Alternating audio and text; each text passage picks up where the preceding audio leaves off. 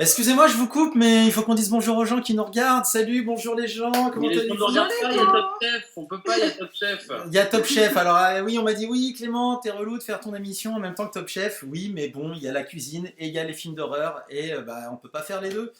Voilà, merci beaucoup d'être là. C'est la dernière semaine des recos, hein, vu que lundi prochain on ressort. Et donc nous, le programme éphémère mourra de sa belle mort et ça aurait été cool. Merci d'être là pour une deuxième spéciale film d'horreur.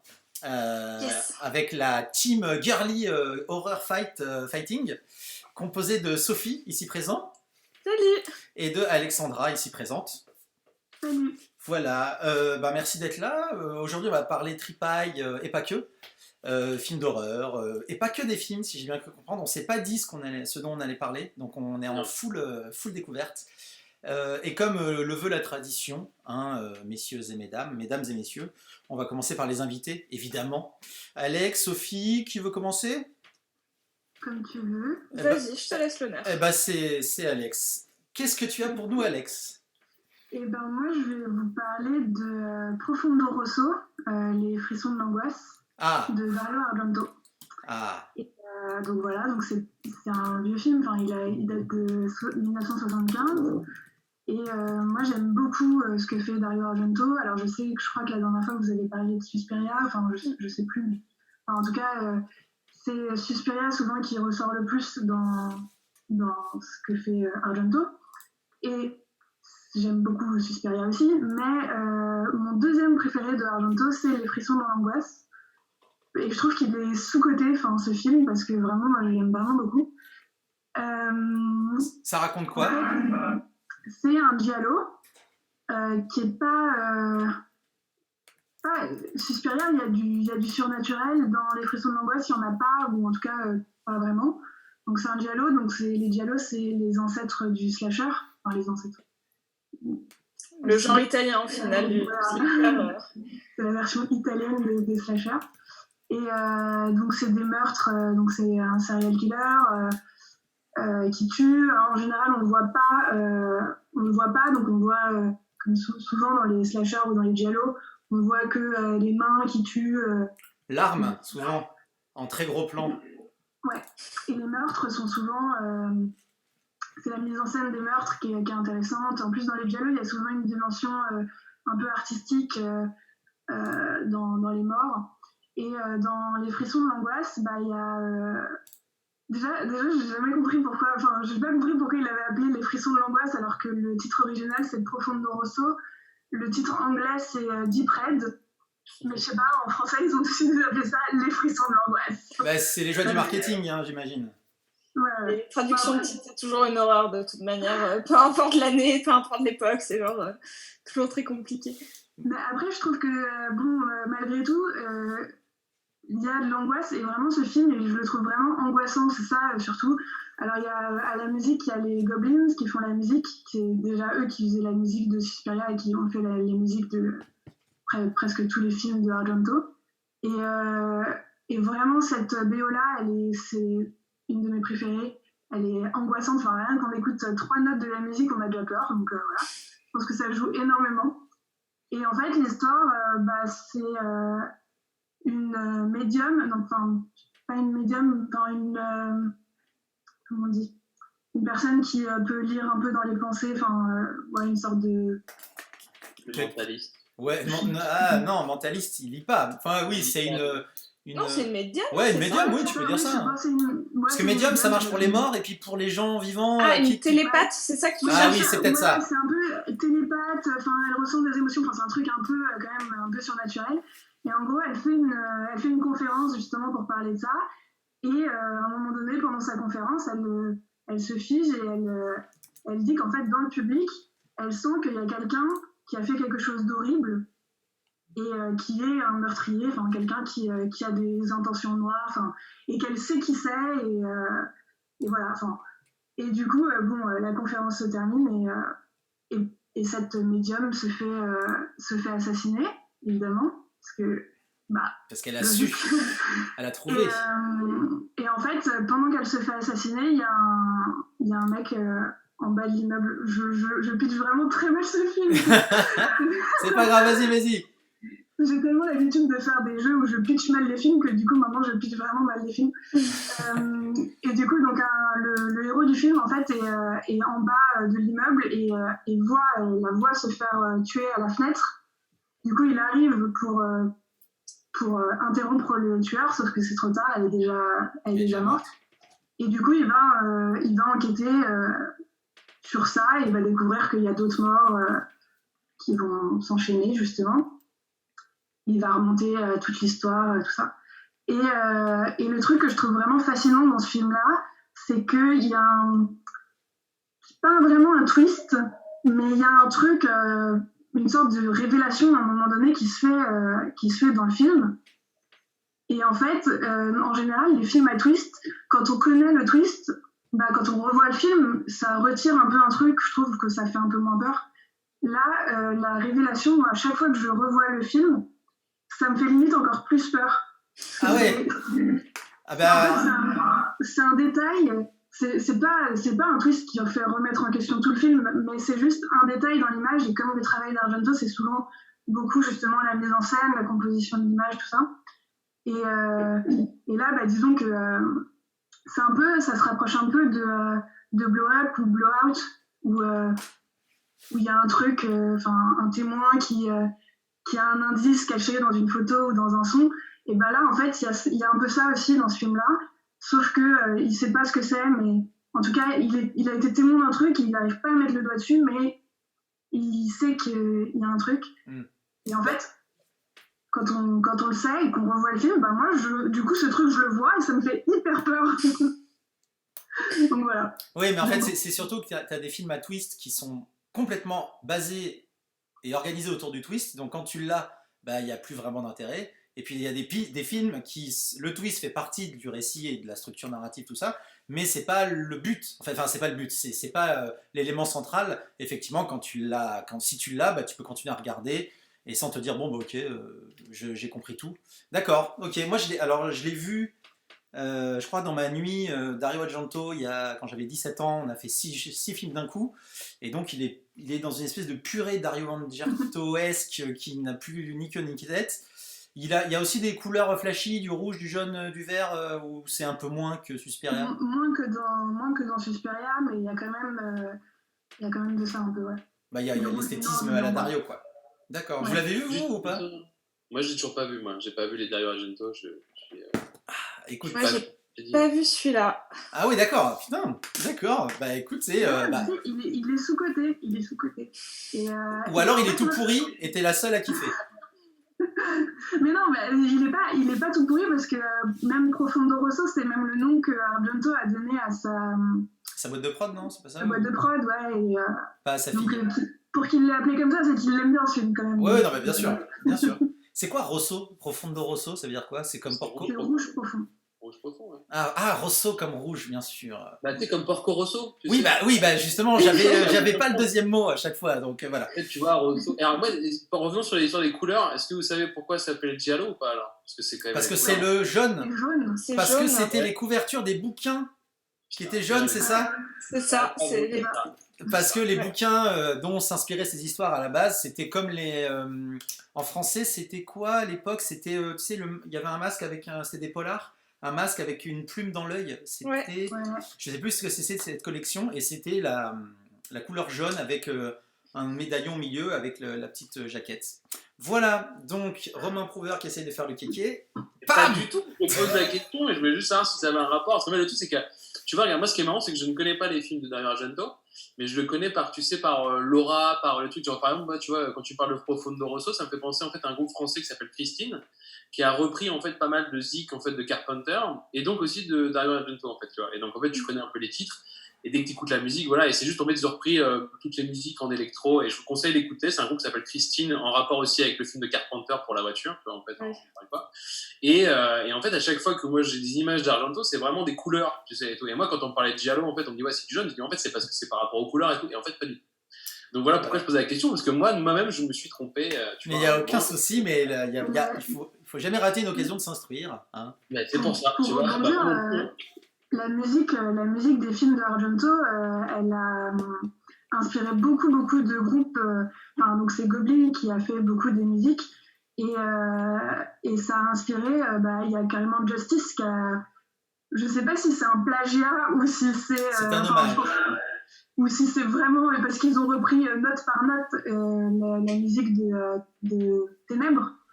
Leur musique, je sais plus comment ça s'appelle, le Ghost ou Fantôme, c'est la musique de Ténèbres. Et puis je sais qu'ils ont inspiré aussi un peu Daft Punk. Et donc voilà, ça a vachement inspiré les groupes électro modernes.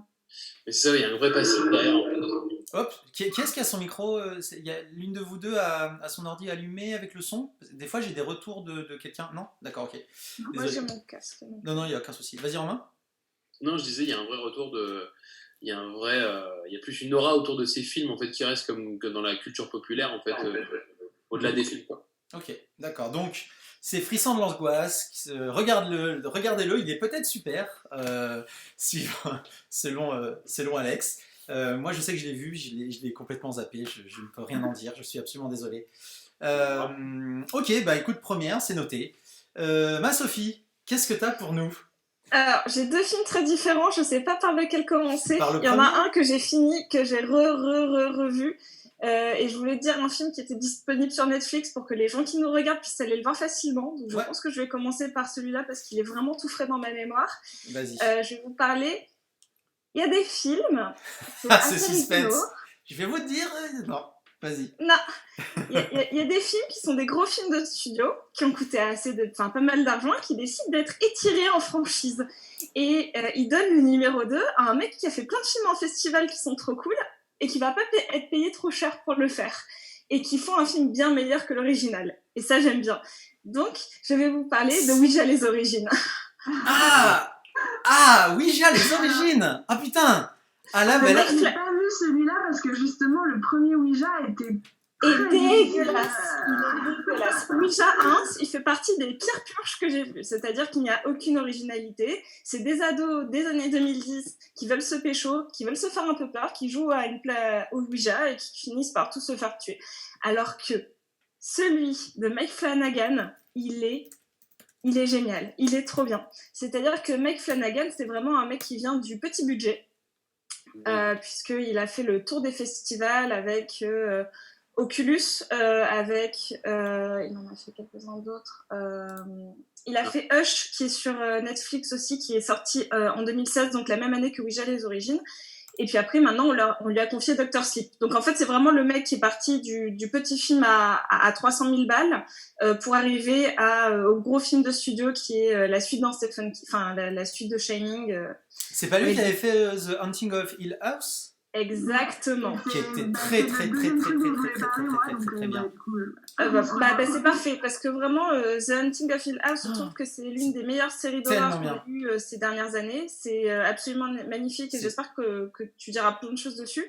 Et donc Mike Flanagan, c'est quelqu'un dont je n'aime pas tous les films. Je trouve qu'il y en a pas mal qui sont assez maladroits parce que il a un petit souci avec les effets spéciaux que je trouve pas forcément réussis, mais qui a de vrais effets de mise en scène, une vraie manière de construire des histoires. Par exemple, donc Ouija les origines, scénario, c'est donc des jeunes de 15 piges qui jouent à la Ouija, qui veulent baiser et qui sont tués. Là, on est en 1975, il y a une mère de famille qui a perdu son mari il y a pas très longtemps et qui se retrouve seule avec ses 2 filles. Et elle est médium pour vivre, mais fake. Genre, elle dit, elle fait des scams, c'est-à-dire que le film s'ouvre sur une scène de Ouija où celui qui vient faire la séance, il pleure parce qu'il trouve que c'est magnifique ce qu'elle fait, genre il est en communication avec sa femme, puis finalement ça lui fait un peu peur et il part. Et là, t'as les 2 filles qui sortent, celle de dessous la table et celle qui a fait l'apparition, elles ont tous les trucs pour faire bouger la planche, c'est hyper ludique. Et finalement, eux qui n'ont jamais trop bossé avec des Ouija, avec des planches de Ouija, il y a la plus grande, celle de 16 ans, qui va à une soirée chez une copine qui a une planche de Ouija et elle va la ramener à sa mère en mode tiens, ça peut être sympa pour tes séances en fait que tu fais payer, enfin ça peut être cool que tu rajoutes ça à ton show quoi. Et finalement ça se passe pas très bien. D'accord. Voilà, et c'est trop cool parce que t'as ce truc de à la base, ils trouvent que c'est trop cool. Puis en fait, c'est la plus petite, celle qui a 9 ans, qui commence à développer un peu... Enfin, elle arrive à parler au Ouija, genre sans la toucher, elle fait bouger le truc comme ça. Elle a grave envie de revoir son père, ce qui est hyper logique en fait. Le père est mort il y a quelques années. Et donc elle le fait pour parler à son père. Puis quand la sœur et la mère découvrent que la gamine a des pouvoirs, à la place de lui dire « Oh mon Dieu, mais c'est hyper effrayant », au début, la mère, premier réflexe, c'est « On va se faire de la thune dessus parce que moi, je m'en sers pour faire de la thune. » Donc super, on va pouvoir vraiment aider les gens. Et deux, peut-être qu'on va vraiment réussir à parler au père. Le film est fort as fuck. Vraiment. La mise en scène est canon. C'est tout en douceur, tout en nuance. Bon, il a voulu donner un effet pellicule. C'est faux, ça a été tourné en numérique, mais c'est voilà. Après, c'est l'économie Blumhouse. Donc le film a été fait avec 9 millions. Il en a rapporté 80 millions. Logique. Le business plan parfait, quoi. Ils sont trop forts. Et franchement... C'est fou que ça ait si bien marché, justement, alors que le premier a été... le premier n'était pas bien, mais il n'a pas marché. Hein, si je ne il a marché. Hein. Ouais, non, c'est mais ça. Du coup, après avoir vu le premier, moi je sais que j'ai justement pas vu le deuxième parce que je me suis dit, ça va encore être. Mais toi, t'as du goût. Parce que t'aimes le cinéma d'horreur, tu vois, mais en vrai, c'est comme ceux qui vont voir Annabelle ou Conjuring. Conjuring, c'est un autre cas parce que je considère que Conjuring 1 et 2 sont des bons films. Ouais. Annabelle ou La Nonne. La Nonne, voilà, c'est... a presque réussi à convaincre tout le monde que c'était pas bien. Hein. Mais c'est pas bien, La Nonne. Oui, non, mais c'est sûr. Et donc voilà, et donc c'était cette petite pépite qui est sur Netflix. Allez le voir, franchement, vous passerez vraiment un bon moment si vous aimez le cinéma d'horreur. Et qui est donc cette petite étincelle, c'est-à-dire que c'est dans une saga de merde, et on a filé ça à un mec juste où c'est ce qu'on pouvait appeler un yes man, c'est-à-dire que mec, tu fais des films vraiment réussis, on te donne un peu de thunes, mais pas trop, genre 9 millions, ça va, t'as un peu de cast, t'as un peu de... D'ailleurs, c'est les mêmes acteurs que The Haunting of Hill House, donc c'est... Ouais, voilà. Putain.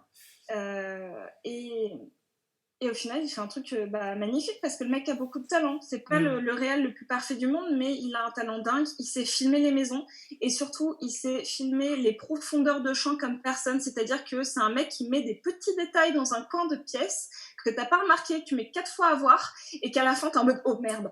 Genre, je vais me blottir en boule dans mon Totoro géant et puis je vais plus sortir de ma maison. Alors, pour info, Ouija, premier du nom, a coûté 5 millions. Et il en a rapporté 103 millions. Donc le truc est encore plus rentable que les origines, hein, alors que le film n'est pas terrible. Mais c'est un public qui veut, c'est du easy scaring, il n'y a aucun problème. Si vous kiffez Ouija, les gens, il n'y a aucun problème, hein, on a tous le droit de kiffer ce qu'on veut. Mais voilà, c'était petit point budget. Et ça, c'est sur Netflix ? Ouais. Cool. Je viens de le remater genre juste avant. D'accord. Je crois que c'est vraiment la 4e ou 5e fois que je le vois. C'est-à-dire qu'il y a plein de fois où je pourrais... Quand j'ai des potes qui sont pas méga fans d'horreur, qui viennent chez moi manger une pizza et qui sont en mode « Ah, t'as un film d'horreur à me conseiller que je vais pas leur mettre un truc trop pointu. Clairement, je vais pas leur mettre un Argento ou un vieux Wes Craven ou des trucs comme ça. » Genre, globalement, je leur dis « Tu sais, Ouija, ouais, ça va. » Mais je leur mets ça et on passe tous un très bon moment. C'est-à-dire que moi, ça satisfait ma cinéphilie et eux, ça leur fait peur. Donc, tout le monde est gagnant. D'accord. Donc ça, c'est mon conseil popcorn popcorn plus. Du superbe popcorn truffé, quoi. Exactement. Voilà. C'est une petite pépite au milieu de l'univers Blumhouse qui est un peu pas vue par les cinéphiles et qui passe un petit peu au-dessus des autres. Mais, et franchement, Blumhouse, allez le mater. Et Blumhouse, il ne faut pas oublier qu'ils sont catapultés parce qu'ils font des putains de films, mais ils font aussi de la daube, hein, qui finance les putains de films. Voilà, il ne faut pas oublier que... C'est 1 sur 2, quoi. Enfin, 1 sur 3, il y a un bon film. Non, mais on n'est pas loin, hein. On n'est pas loin de ça. Hein. Mais bref. Si vous voulez, je vous fais un cours sur Blumhouse. Genre, j'ai été prise chez Universal quand j'y bossais, genre parce que je suis allée voir le mec du marketing et je suis fascinée par Blumhouse parce que regardez, et j'avais vu la totalité des films Blumhouse, même le tout petit de Ty West qui était passé qu'en festival, et je sais exactement que sur la totalité des films Blumhouse, t'en as genre la moitié qui vont en VOD, un tiers qui est genre du popcorn bullshit, et que finalement sur toute l'année t'en as 2. Que t'en as 2, voire 3 qui sont reconnus par les cinéphiles, c'est-à-dire un Get Out, un Us, un Jordan Peele, quoi, qui va aux Oscars et qui réussit à crédibiliser Blumhouse. Enfin, là, on a Invisible Man ou des choses comme ça qui vont essayer de redorer mais c'est fascinant. Blumhouse, c'est mais le business plan, il est dinguissime. Et je pense que tout le monde veut faire ça. Maintenant, les prods, ils disent faut qu'on fasse Blumhouse. Bah oui, mais bon, voilà. Hein. On verra. D'accord, bah écoute, Ouija, les origines, la reco surprise de ce soir en ce qui me concerne.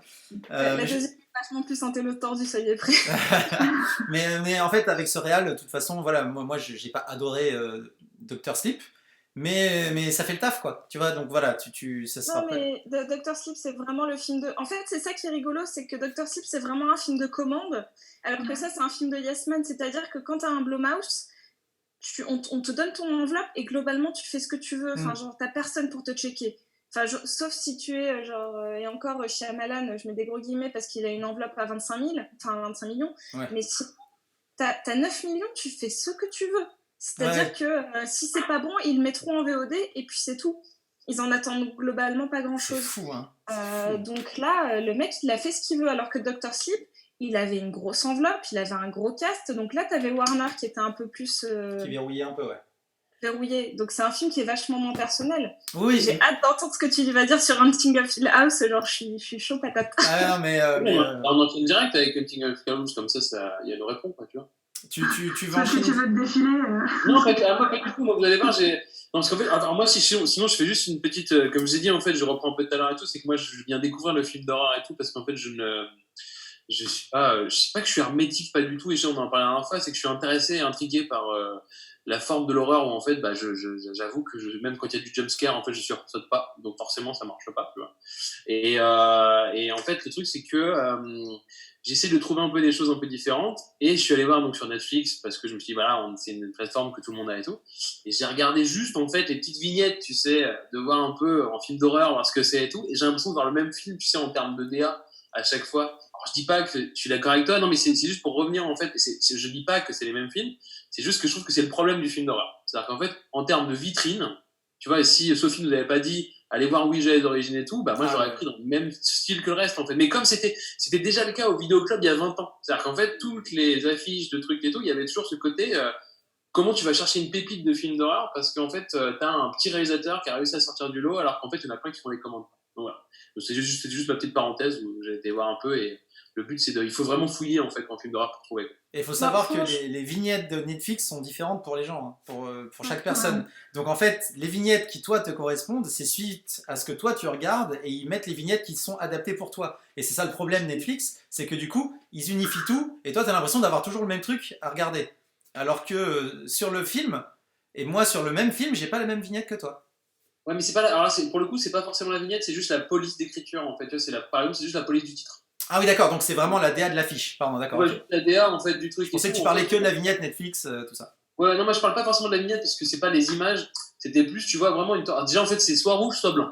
Il y a qu'une DA en fait classique, c'est rouge ou blanc, et tu te dis, ok, d'accord, bon, on sait Dario Argento qui est venu avec Profondo Rosso, il a tout niqué, il a mis tout en rouge, d'accord, ok, compris.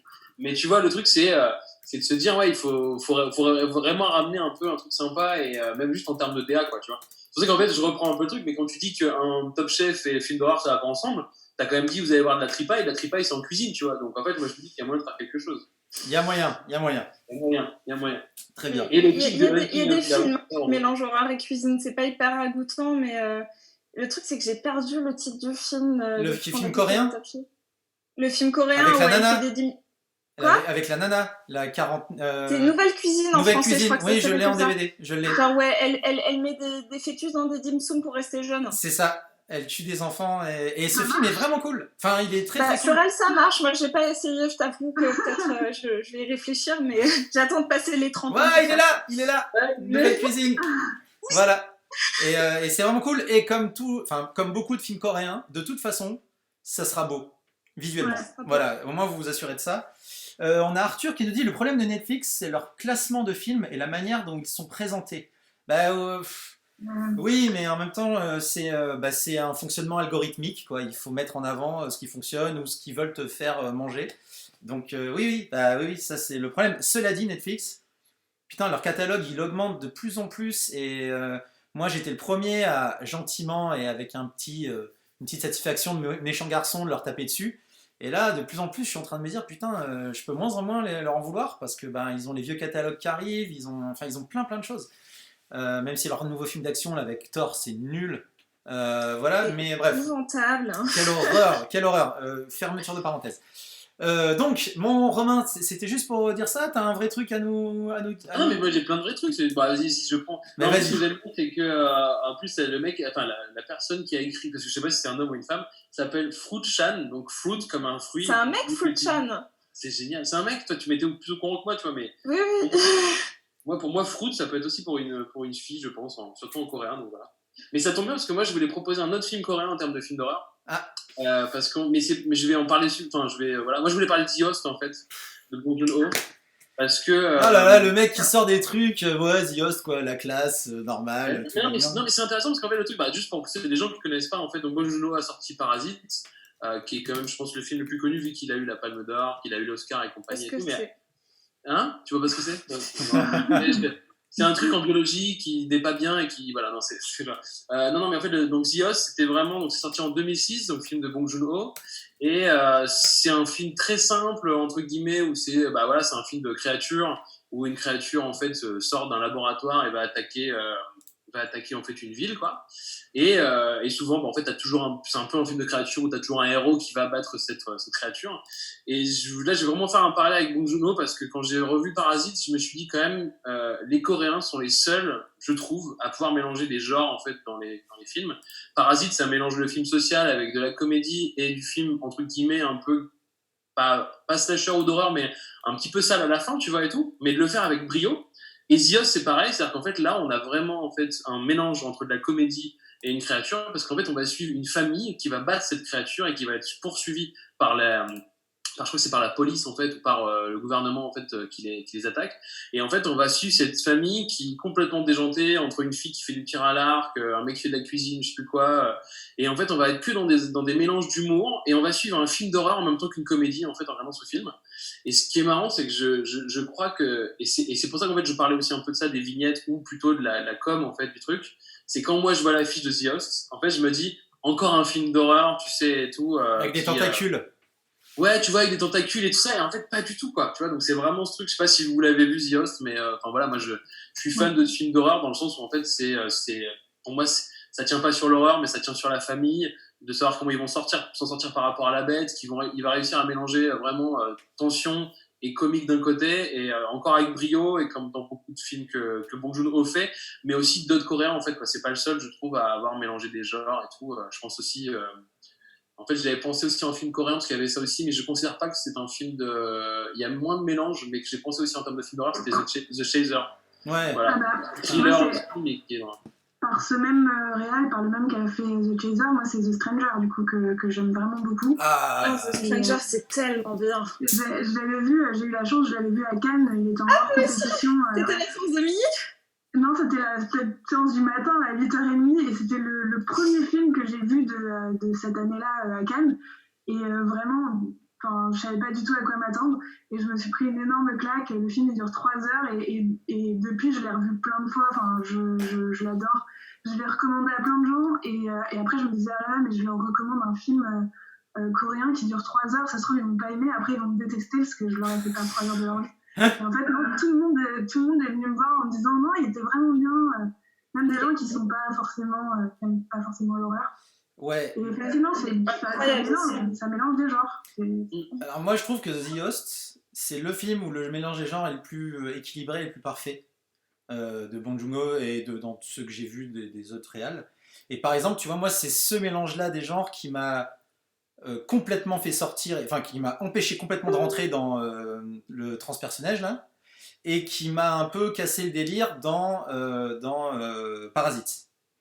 Parce que dans The Host, ça commence comme un film, en fait en gros ça commence comme un film de famille, ça enchaîne sur un film de monstre, ça fait un film de poursuite, et en fait c'est l'unité, c'est le fond, c'est le truc de la famille. Et c'est pour ça que c'est ouf et que c'est super touchant.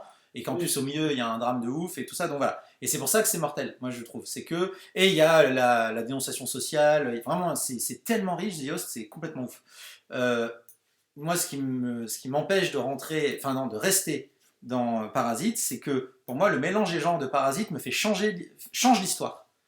Et change la direction que prend le film, et ça la met dans une direction qui moi me va pas en fait. Alors du coup c'est le choix, je dis bon ben, quand j'ai compris que ça allait changer de direction, j'ai fait merde putain, c'est ça que je voulais voir et on va me donner autre chose. Alors que dans The Host, il y a des changements de ton et des changements de genre, mais le film continue à aller là où j'ai envie qu'il aille. Après, c'est pas mon choix, de toute façon, moi je suis passif. Donc c'est en ça où les changements de genre coréens sont à la fois complètement ouf, et parfois, moi, peuvent me laisser derrière. Mais voilà, mais The Host, ça défonce. The Host, c'est complètement dingue. Hein. Les effets spéciaux du monstre sont un petit peu datés maintenant, mais on s'en fout, c'est pas grave. Voilà, moi je plus sois The Host. C'est pas plus important, en plus au final le monstre n'est pas plus important. Non, et c'est écolo évidemment, bien sûr. Hein, voilà. Et moi The Stranger, j'ai un peu souffert au cinéma quand même. Voilà. Histoire de mettre un peu de nuance. Voilà. En tout cas, si vous voulez voir, donc je sais plus comment il s'appelle le réal, je sais pas si j'ai plus son nom, tu vois, mais si vous voulez voir aussi The Chaser aussi, qui est vraiment très très bien. Quoi. The Host et The Chaser. Qu'est-ce qu'on a? Tac. Et de Na Hong-jin. On a Florent qui dit Clément, merci pour la reco de Shadows de la dernière fois. J'ai signé la plateforme et j'ai adoré Razorback, mais Razorback, mon gars, putain, le film avec un cochon qui mange des gens, mais avec des phases à la Salvatore Dali en termes de mise en scène, c'est complètement ouf. Il y a une phase complètement surréaliste au milieu, c'est complètement dingue ce film. Ouais, Shadows, c'est bien, mais il commence à augmenter un peu le catalogue aussi. Là, je suis en train de revenir doucement sur les problèmes que j'avais soulevés la dernière fois. Excusez-moi, merci Florent, en tout cas, des bisous. Ok, écoute The Host et toute la Corée du Sud, hein, évidemment. On embrasse la Corée du Nord aussi. Hein. Beaucoup de monde dans le lecteur DVD, mais ça marche pas. Voilà. Qu'est-ce que j'ai moi? Oui, alors moi je vais vous parler d'un réal, en fait. J'arrive pas. Je vais vous parler de Frank Henenlotter. J'arrive pas à dire son nom. Frank Henenlotter, c'est un mec qui a fait des films surtout dans les années 80, qui s'est arrêté au début des années 90, qui est revenu en 2000 et qui continue à faire. Et Frank Henenlotter, c'est un punk. Et c'est un mec qui a fait du cinéma à New York à l'époque où faire du cinoche, c'était complètement faisable et il y avait de la place pour tout le monde. En tout cas, il y avait beaucoup de place, beaucoup plus qu'aujourd'hui. Et c'est un mec qui a fait beaucoup de films d'horreur, dont quelques classiques.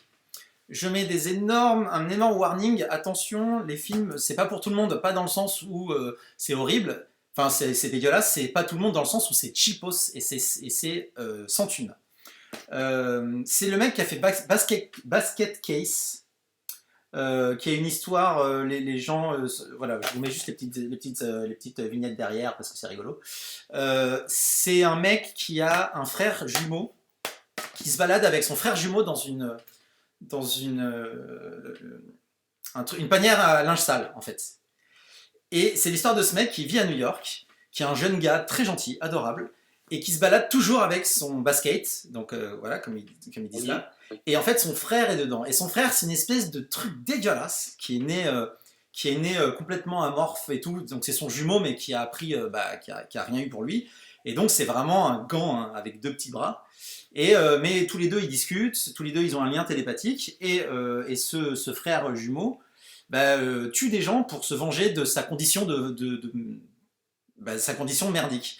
Et là, le film est une espèce de film d'exploitation complètement cheapos, mais qui est devenu ultra culte. Hein. Il y en a 4 ou 5, je crois que c'est une licence ouf. Et en fait, malgré tout, il y a du grand guignol à fond, il y a du sang dans tous les sens, il y a des nanas à poil. Vraiment, c'est le cinéma d'exploitation horrifique des années 80, puissance 1000. Sauf que le mec raconte une histoire de frangin autour de tout ça. Et si on est prêt à... Enfin, moi, je suis assez sensible à ce cinéma-là, un peu cheap, avec pas de thunes, parce que c'est tout... Et tu sens que les mecs galèrent, mais ils font leur film, et je trouve ça beau.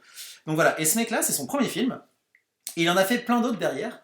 Et à chaque fois, il emmerdait le système, il emmerde les États-Unis, il fout le bordel, et c'est un vrai quepon.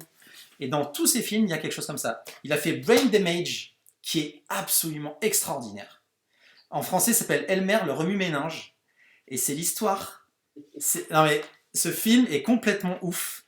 C'est en fait c'est un mec qui a une vie normale et un jour il rencontre une espèce d'extraterrestre qui est une espèce de bite qui en fait s'accroche derrière ta tête, pompe ton cerveau un peu, mais te met un espèce de drogue dans la tête qui te rend ultra heureux de dingue.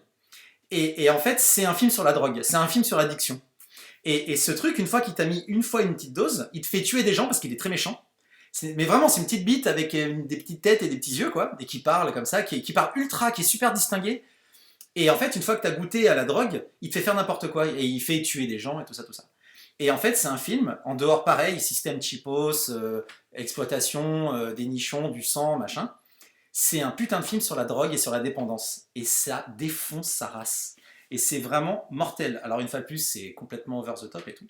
Et je vous fais une troisième vite fait, pour vous montrer le mec. Après ça, le mec arrête 10 ans, et il arrive avec Bad Biology, en français c'est Sex Addict. Sex Addict. Et ce film, c'est un... Tout le monde doit voir ce film, après 16 ans. Tout le monde. L'histoire, c'est un mec qui a un sexe géant, autonome, qui a sa propre vie, et qui arrête pas de lui faire la misère. Parce que le sexe a besoin de jouir, évidemment, sauf que lui, il n'en peut plus. Mais il n'a pas le choix, donc il a tout un système, et sa vie est complètement pourrie, parce qu'il doit... Ça a l'air compliqué, hein. Hein?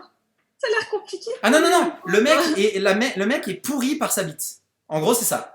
Et ce mec va rencontrer une nana qui, elle, doit jouir. Elle est dépendante de ce truc. Et donc, elle couche avec des mecs, mais elle couche tellement violemment avec eux qu'elle les tue à chaque fois. Et elle accouche d'un bébé en 1 heure, à chaque fois, donc qu'elle jette à la poubelle parce que à chaque fois, elle accouche d'un bébé. Et c'est ces deux personnages qui sont, en vrai, des illustrations de qu'est-ce que c'est la vie quand tu es complètement dépendant de ton sexe. Que ce soit pour le plaisir, que ce soit pour la reproduction. Et le film, c'est ça. Et c'est complètement taré, mais taré, hein. Il y a des séquences où la bite du mec se barre pour aller coucher avec des nanas, et les mecs, ils font les dents de la mer avec une bite. Mais en mise en scène, hein, c'est totalement dingue. Ce film est Sex Addict, ça tabasse, et c'est ultra triste, c'est ultra mélancolique, et une fois de plus, le mec a un peu pris, donc il y a moins le côté que pont, mais il a un vrai putain de sujet, à savoir qu'est-ce que c'est quand t'es dépendante de ton sexe, et comment ça te ruine la vie. Et c'est à la fois une comédie, c'est à la fois un film d'horreur, c'est à la fois... Et en fait, c'est super triste, mais il y a des moments, genre le gars, il fait jouer une femme, et la meuf jouit. Et elle s'arrête pas, en fait, elle est tout en haut. Et donc, il y a une scène où le mec attend comme ça, et ça fait 3 heures, et à un moment, le mec, il en peut tellement plus, que la meuf, elle est chez lui, et le mec, il appelle un pote en mode, il dit... Qu'est-ce que je fais, putain, mais elle fout trop le bordel et tout. Et la nana est toujours en train de kiffer. Et le mec chope la meuf, il l'amène sur un banc dehors, il s'en va. Et la séquence se finit sur un plan large, immense, avec un banc. Et cette nana qui est là et qui jouit toute seule sur son banc. Et tu te dis, mon Dieu, mais c'est complètement taré. Et le mec est mort, hein. Ça le tue de faire ça. Il dit, mais je vais pas laisser cette nana-là et tout. Et il est ultra coupable de tout. Donc voilà, en fait, c'est l'antithèse de toute la virilité, dire ouais, j'ai une grosse bitch, je fais jouer à la meuf, c'est trop cool. Le mec détruit ça complètement. Et pareil pour la sexualisation et l'ultra-féminisation des nanas et de l'acte féminin. C'est-à-dire qu'elle veut pas accoucher, mais elle a pas le choix. Parce que son corps lui réclame. Voilà. Donc, tous ces films-là sont faits par le même mec. J'ai été un peu long, excusez-moi. Là, j'en ai que 3, mais il y en a plein d'autres. Parce que quand t'as décrit les 2 premiers films, ça t'avait pensé à ça? Ça me fait trop penser à Bad Biology, et je savais pas que c'était le même mec, mais ben voilà. Que celui-là devine. Non mais ce mec est dingue, hein. Ce mec est dingue, et quand il fait ce film-là, genre il a 50 piges, hein. Donc voilà. Allez voir, le mec s'appelle Frank Ellenlotter. Vous tapez Sex Addict, voilà, vous le trouverez. Et après, il a fait plein de trucs complètement négligeables et oubliables, mais bordel, c'est des films d'horreur avec des thématiques assez fortes, mais qui niquent tout, qu'on n'a rien à foutre de rien, et qui vient surtout d'une époque où tu pouvais faire des films avec pas grand-chose. Et voilà, pardon, j'ai été beaucoup trop long, mais non. Mais j'adore ce mec, et j'adore ces putains de films. Voilà. T'as envie de faire un documentaire sur ce mec, en fait. Ça. Ah non, mais c'est un dingue, c'est un dingue. Il y a des trucs sur lui, sur YouTube et tout, voilà. Donc, allez voir ça. J'espère que je vous ai vendu les trucs, hein, parce que c'est ouf. Bon, moi, je suis curieux, tu vois, c'est qui est pas mal. Premier tour. Deuxième tour. Qu'est-ce que tu as pour nous, Alex? Du coup, je voulais parler de The Haunting of Hill House. Ah, alors. C'est quoi? Qu'est-ce que c'est? Une incroyable série. Tout le monde doit regarder. C'est une série par Mike Flanagan qui est sortie en 2018 sur Netflix. Et c'est vraiment trop bien. Parce que c'est assez rare, les bonnes séries d'horreur. Il y en a, ça existe. Mais bon, elles ont toujours, moi je trouve qu'elles ont toujours des défauts. Si on prend les American Horror Story, j'aime bien aussi, mais c'est un autre concept. Là, c'est vraiment une série qui tient en une saison. Je sais plus combien il y a d'épisodes, mais je crois qu'il y en a 10, je crois. Ouais, 10. Et donc, on suit l'histoire d'une famille qui a emménagé dans une maison. C'est vraiment le pitch de tous les films d'horreur. Une famille qui a emménagé dans une grande maison, un peu au milieu de nulle part. Et donc, quand les enfants étaient petits, il y a eu un drame. Ils sont partis de cette maison. Donc ils ont tous grandi, fait leur vie. Leur mère est morte dans cette maison. Ils n'ont jamais vraiment... a priori, c'est un suicide. Et eux, ils sont tous devenus adultes. Et en fait, ils sont tous un peu hantés par cette maison et le passé dans cette maison. Et la plus jeune des sœurs va y revenir. J'ai peur de trop en dire, quoi. Mais, ouais. Mais disons que voilà, et en fait, après ça, c'est un peu genre chaque épisode se concentre sur un des membres de la famille. Et en fait, on revoit leur enfance dans cette maison. Et il se passe des choses étranges et assez flippantes. Et ce qui est génial dans cette série, c'est que, à part un ou deux, vraiment, je pense, il n'y a quasiment pas de jumpscare. C'est vraiment que de l'horreur qui joue sur... Il y en a un qui est vraiment horrible quand même. Il y en a un qui est incroyable. Celui-là, c'est sûr, voilà, il est là. Après, peut-être qu'il y en a peut-être un ou deux que j'ai pas fait attention, mais il y en a peut-être un ou deux autres. Mais en tout cas, c'est pas là-dessus que la série mise. C'est vraiment que de l'ambiance, de la mise en scène, et surtout le truc qui a fait vraiment parler de la série et qui fait qu'on a envie de la revoir en plus après, c'est que y a des choses cachées dans l'image, quoi. Ouais.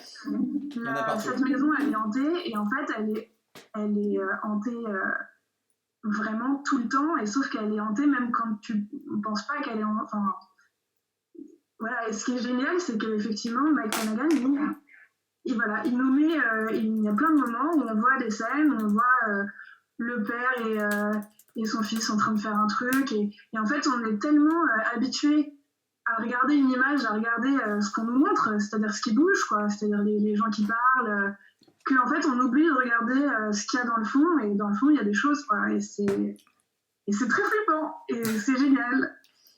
Arriver à faire peur en ne faisant rien, je trouve ça assez magistral, quand même. J'ai une anecdote un peu perso sur la série. Vas-y. Un peu étrange, c'est-à-dire que la série m'a fait tellement peur, c'est-à-dire que je l'ai gobée, hein. C'est-à-dire que Mike Flanagan, j'étais un peu habituée, mais là, il y avait un truc, ce côté histoire de famille, 5 enfants, un mystère dans le passé, une double temporalité, enfin, c'était des choses qui sont merveilleusement bien faites, et j'avais envie je m'engouinfrais, quoi. C'est-à-dire que les 2 premiers jours, j'avais vu déjà les 5 premiers épisodes. Il faut savoir que l'épisode 5 est un peu charnière dans la série et m'a fait très très peur, et il se trouve que je me suis endormie dessus. C'est-à-dire que j'étais dans mon lit, j'avais l'ordi posé à côté de ma tête, comme quand on s'endort avec une série sur son ordi.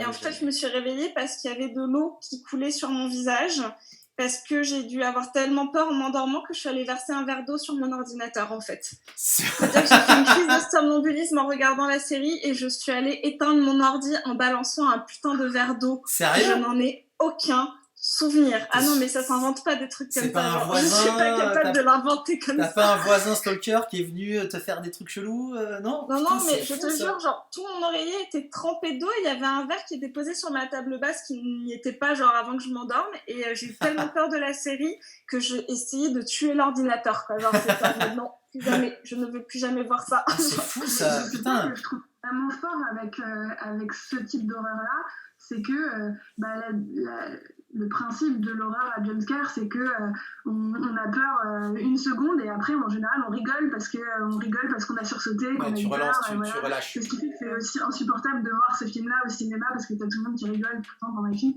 Et là, c'est de l'horreur où moi, ça me fait pas rire, parce que j'ai vraiment... Ah, c'est viscéral as fuck. C'est vraiment... c'est de l'angoisse qui te poursuit après, quoi. Même après avoir vu les épisodes, tu y repenses, et t'es là, genre tu deviens un peu parano parce que t'as l'impression qu'il y a des gens dans ton appartement. Mais je trouve ça fascinant d'arriver à maîtriser cette horreur qui est vraiment de l'angoisse, de l'horreur angoissante. Et il y a en plus des personnages, parce qu'il y a plusieurs personnages effrayants dans la série. Et ils sont tellement bien trouvés, je trouve, parce qu'ils sont effrayants à différents niveaux.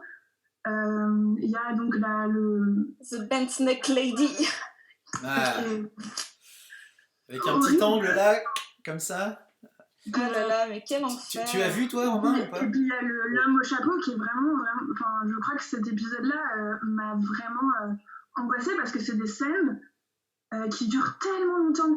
L'angoisse, elle dure tellement longtemps qu'en fait, on a envie que ça s'arrête, on a envie qu'il y ait le jumpscare qui fait que la scène s'arrête et qu'après, on reprend sur un truc plus léger comme on a l'habitude de voir. Et là, non, c'est long et on a peur tout le long, et je trouve ça c'est génial. Alors, qu'est-ce que t'en penses, toi, mon Romain? Moi, je l'ai pas vu, moi. T'as pas vu, tu m'as dit, pardon, excuse-moi. Non, j'ai pas vu. D'accord. En fait, on m'a beaucoup parlé, et surtout en fait parce qu'on a parlé beaucoup techniquement, tu vois, et ça. Et oui, j'ai pas eu l'occasion en fait de. Techniquement, il y a du taf. Hein. Mais oui, voilà, c'est comme il y a déjà un épisode en plan séquence, tu sais. Ah non, c'est pas du plan séquence, c'est presque un plan séquence. Il y a 7 plans, 8. C'est le plus bel épisode de toute la saison. Mais si t'as pour moi, même si t'as une envie en fait de lier en fait tout, ça reste un plan séquence quand même en fait. Tu vois ce que je veux dire? Non, c'est-à-dire que t'as des plans séquences, puis t'as des plans pas en plan séquence. Oui, c'est genre c'est pas un faux, tu vois, ou non, il y a vraiment des vrais coupes officiels. On n'essaye pas de t'arnaquer, quoi. Voilà. Non, puis d'ailleurs les plans séquences, il y en a un qui est assez long, ça se passe pas dans un crématorium, mais dans une salle d'obsèques. Ouais. Et t'as un plan séquence qui tourne et où chaque personnage s'exprime. Ils sont donc 5 frères et sœurs, enfin plus que 4 du coup. Et le père. Et en fait, ça tourne et chacun se dispute. Et genre, à la place de faire un chant contre chant, c'est vraiment un plan séquence où chacun s'exprime. Et ils avaient les moyens, puisque c'était tellement difficile à faire. Même ça a l'air très simple dit comme ça, qu'ils avaient genre que 4 essais et sinon c'était mort. Parce que pareil, tu sais, t'avais des histoires de lumière, de tout plein de trucs à gérer, et du coup, ils avaient 4 prises et puis c'est tout, quoi. Sinon, c'était mort. Et c'est vraiment magnifique. Enfin, c'est vraiment. Les acteurs sont vraiment très bons, et c'est ça qui fait aussi tout le truc, c'est que parce que au-delà d'être une série d'horreur, c'est surtout une histoire de famille, un drame familial. Et ça parle de plein de choses, ça parle de dépression, ça parle de deuil, ça parle d'addiction, ça parle de vraiment beaucoup de choses. Mais les acteurs, ils sont magnifiques, quoi. Vraiment, ils sont tous très bien choisis, ils jouent tous vraiment trop bien leur rôle. Moi, en plus, j'ai retrouvé des acteurs que j'avais déjà vus dans d'autres séries où ils m'avaient pas spécialement marqué plus que ça, et là, les voir jouer comme ça, je me dis putain. Écoute, ça peut encore plus te convaincre, celle qui joue la sœur qui gère le crématorium, justement le funérarium, joue la mère dans Ouija les origines. Et le père des enfants, quand il est jeune, joue dans Ouija les origines, vu qu'il se sert toujours des mêmes acteurs. Alors, je pense que c'est... Et là, je sais qu'a priori, il va y avoir donc une saison 2 qui... oui, en même temps, c'était... une autre histoire, qui est adaptée d'un livre qui est une autre histoire, et toujours une histoire de maison hantée. Et je sais pas si c'est vraiment le cas, mais de ce que j'avais compris, en fait, il va reprendre certains des mêmes acteurs, en fait. C'est en mode American Horror Story, en fait. C'est un peu ça. Chaque saison est différente, mais avec des éléments récurrents, comme les comédiens. Sauf que, comme dans American Horror Story, il y a quand même un lien, en fait, entre les saisons et entre les personnages. Là, je pense que c'est vraiment... c'est de l'anthologie, quoi. Ouais.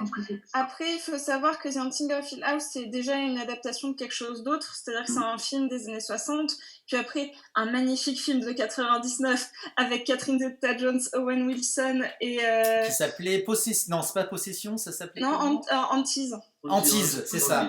C'est ça. Et Liam Neeson, putain. Ouais. Et genre, franchement, c'est mon film d'Halloween préféré. Je le mets en fond et on se marre. C'est un nanar, mais d'une beauté. Là, pour la saison 2, il y a du challenge, parce que d'après ce que j'ai compris, c'est l'adaptation d'un livre dont j'ai oublié le titre, mais qui a déjà aussi été adapté plusieurs fois. Et c'est adapté avec des modifications. Mais du coup, il y a le film Les Innocents, qui est l'adaptation de ce livre, et c'est aussi l'histoire qui a inspiré le film Les Autres avec Nicole Kidman. Attention, j'en parle juste après. Ah, attention. Donc voilà, donc a priori, cette saison 2 de Hunting of Hill House, c'est une version série de les autres, d'après ce que j'ai compris. D'accord. Bah écoute, juste pour rigoler, le réal de The Hunting, donc avec Catherine Zeta-Jones, c'est le réal de Twister et de Speed. Oui. Donc on est dans le niveau du film d'horreur, quoi. On est un mec qui sait maîtriser le cam, les cadres posés, tout ça. Donc voilà, c'était très drôle. Non mais franchement, mais rematez-le un peu bourré, hein. C'est vraiment... Mais alors, et le réalisateur de Twister et de Speed, c'est le chef-op de Die Hard. Ah, putain. Il est directeur photo à la base, ce garçon, tu sais. Donc voilà. Bah oui. Voilà. Alors, The Hunting of Hill House, moi j'ai une histoire un peu bizarre avec la série, c'est que en gros tout le monde en parle à l'époque et ah là là c'est trop bien. Je me dis bon, les séries d'horreur, moi j'y crois pas en fait généralement parce que tenir la peur sur une durée aussi longue, je comprends pas comment c'est tenable. Il y en a qui ont essayé, ils ont eu des problèmes. Donc voilà. Et je regarde l'épisode 1 et je n'accroche absolument pas du tout. Je trouve ça chiant, je trouve ça pas très joli et je me dis ok d'accord super, j'en ai rien à foutre. J'attends 2-3 jours et puis ça me travaille, je dis ouais vas-y je vais laisser la chance à l'épisode 2. Et en fait à l'épisode 2, l'épisode 1 c'est une espèce de grande où on place tout et à partir de l'épisode 2, le vrai fonctionnement de la série narrativement commence. À savoir c'est quasiment un épisode égale un perso et la double narration entre les flashbacks et le temps actuel. Jusqu'à l'épisode 5 en fait. Voilà c'est ça, c'est exactement jusqu'à ce truc de l'enterrement. Et ça c'est juste du génie total. C'est-à-dire qu'en gros, moi, ce qui m'a accroché, c'est pas que c'est une série d'horreur, c'est le côté, c'est une série familiale. Et vraiment, pour moi, le côté horreur, c'est vraiment le petit gâteau en plus, c'est le petit machin qui donne le goût, quoi, sucré. Mais la base, pour moi, c'est une série sur la famille. C'est une série sur le deuil, c'est une série sur la non-compréhension entre les frères et les sœurs et les parents. Et pour moi, c'est surtout ça, en fait. C'est pour ça que je pense que les fans d'horreur, je sais pas s'ils ont été aussi contents que moi, qui pensaient aller voir une série d'horreur et j'ai vu une série familiale. Et les gens qui voulaient aller voir des séries d'horreur, je me demande est-ce qu'ils ont eu autant d'horreur qu'ils voulaient. C'est vraiment ma question. En fait, souvent, en tout cas, moi, ce que j'aime dans l'horreur, c'est quand il y a un message caché et quand c'est une espèce de métaphore pour parler d'autre chose. Ah bah bien sûr. C'est le cas dans Hérédité, c'est le cas dans Midsommar, c'est le cas dans It Follows, c'est le cas dans tous les bons films que j'ai aimés de ces dernières années, les films de genre. Et là, c'est le cas aussi dans cette série. Donc, justement, je pense que c'est ce qui fait aussi la différence entre un film d'horreur qui est juste là pour te faire peur et où il n'y a pas vraiment de fond derrière et un film où vraiment il y a un sujet quoi. Différents niveaux quoi. Oui, mais voilà, mais en tout cas pour les gens qui sont un peu bon ouais, est-ce que ça me plairait une série d'horreur, il y a quelques trucs qui font vraiment flipper et qui sont d'une efficacité mais oufissime. La séquence dans la cave. Ah là, non mais la séquence dans la cave, la meuf qui descend tous les étages, dernier épisode si je ne m'abuse, qui est complètement fou. C'est pas non, c'est pas le dernier épisode, la meuf qui descend tous les étages. C'est elle, c'est son épisode à elle, c'est ça. Enfin bref. C'est l'épisode à voilà. Il y a des trucs tellement. C'est l'épisode juste après l'enterrement ou juste. Non, c'est juste avant l'enterrement. C'est l'épisode 4. D'accord, bah écoutez, en tout cas, il y a des moments vraiment. Je l'ai revu il y a 2 semaines, c'est le hasard, mais. Il n'y a aucun souci.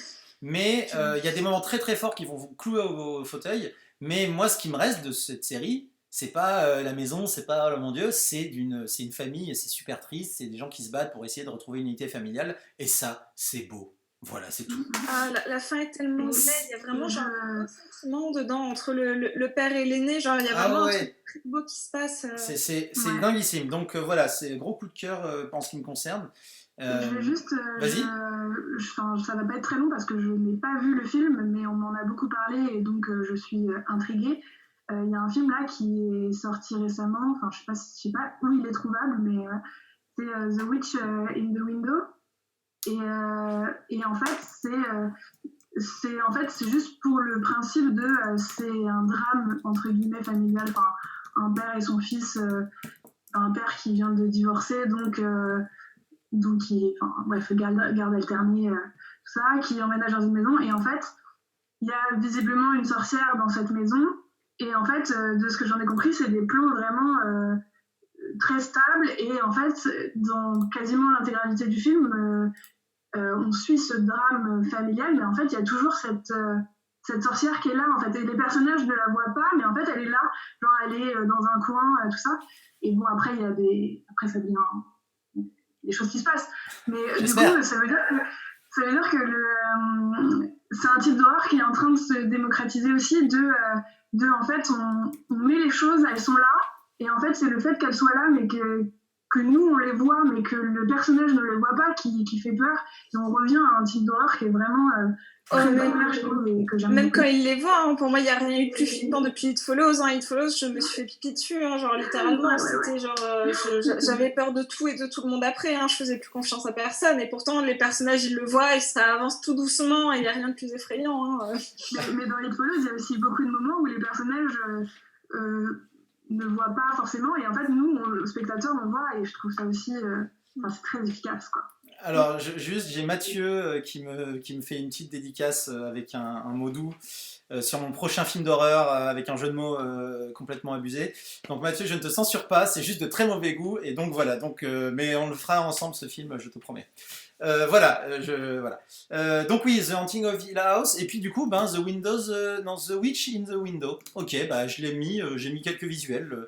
Si les gens veulent voir ça, avec pareil une affiche complètement film d'horreur-esque, la même depuis 10 ans, mais si le film est cool, pourquoi pas. Donc, bim. Très bien, The Haunting of Hill House. Sarah. Alors, attends, tu voulais parler Sophie, mais c'est pour ça, je sais pas pourquoi j'ai dit Sarah, parce que... Ah si, parce qu'il y avait un commentaire d'une Sarah. Sophie, excuse-moi. Tu voulais parler d'un truc, c'était quoi, j'ai oublié déjà. Tu l'as dit tout à l'heure. Je vais vous parler de cinéma espagnol. Ah oui, les autres. En fait, non, je voulais pas parler des autres, je voulais juste parler d'Amenabar, mais ça me faisait plaisir. En fait, je vais vous parler de ce qui a lancé Amenabar. Je vais vous parler du premier film d'Amenabar qui s'appelle Thésis. Ah, c'est tellement bien.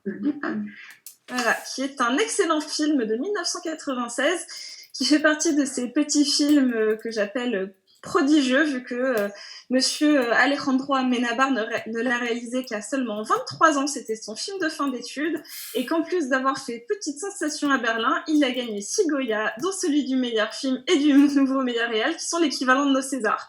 On considère aussi que c'est ce film-là qui a relancé le cinéma de genre en Espagne. Tout ça à 21 ans. Allez, boum. Le mec, il arrive, il pose ses couilles, il part, tu vois, genre globalement. Et le film... Sophie, c'est dommage, tu partais bien, tu faisais une belle présentation, t'as mis le mot couille. Oh, c'est dommage. Moi, j'avais l'impression de voir Laurent Veil, tu vois, qui faisait une présentation de film, je suis triste. Non, je rigole. Ouais, donc en vrai, c'est un film assez brillant. C'est l'histoire d'une nana qui s'appelle Angela, qui est étudiante et qui fait donc sa thèse, sur notre rapport à l'image violente audiovisuelle. Pour cela, elle se fait aider d'un jeune homme qui s'appelle Chema, qui lui est la quintessence du beau gosse. de l'ado-rebelle. Non, juste, c'est pas lui le beau gosse c'est l'autre. C'est l'ado rebelle avec les cheveux longs qui écoute du Metallica et qui a des posters de Sam Raimi dans sa chambre. Enfin, globalement, c'est le jeune. Les cool kids, pas. Et en fait, il lui parle de ce d'un des sujets de sa thèse qui sont les snuff movies. Donc, je pense qu'ici tout le monde est familier, mais peut-être que les gens qui nous écoutent et nous regardent ne savent pas ce que sont des snuff movies.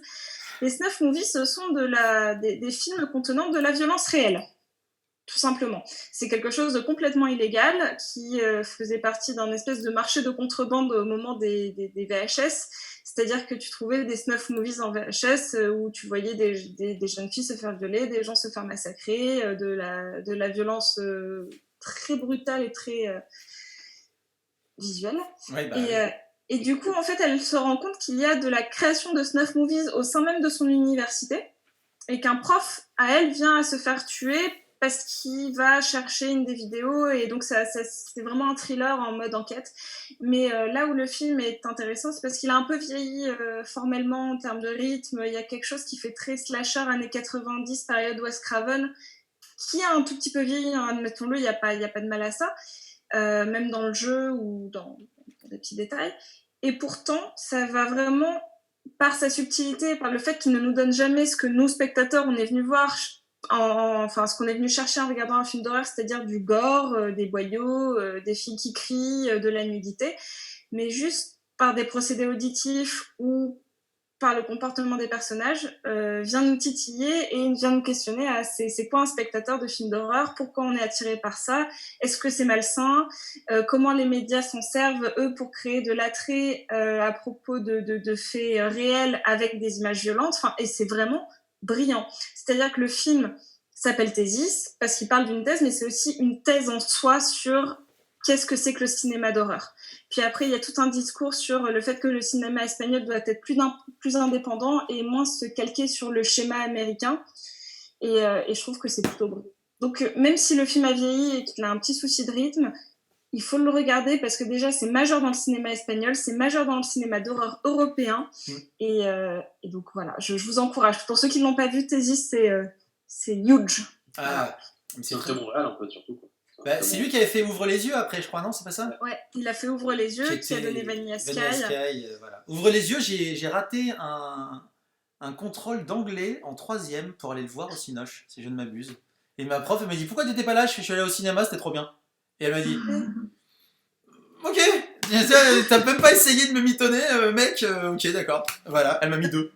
En plus, c'est drôle, parce que Ouvre les yeux, genre vraiment, Tom Cruise a produit le film parce qu'il a vu le film d'Alain Barre. Enfin, il y a vraiment tout un truc où... et après, il a fait les autres, que j'ai revus, et qui est merveilleux. Et je l'ai montré en plus à mon copain qui ne l'avait jamais vu parce qu'il est trop jeune pour l'avoir vu.